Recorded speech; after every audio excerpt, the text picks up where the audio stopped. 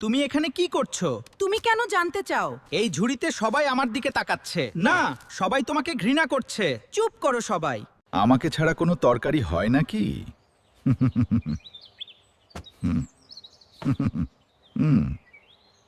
আমি না থাকলে স্বাদই আসবে না। না, আমরাই রান্নার আসল জাদুকর। আমি আরো শক্তিশালী জাদুকর। জাদু দিয়ে আমার খাবারকে রঙিন করি। আরে, আমার খাবারও সুন্দর হয়েছে। আমি তেতো হলেও শরীরের জন্য খুব ভালো।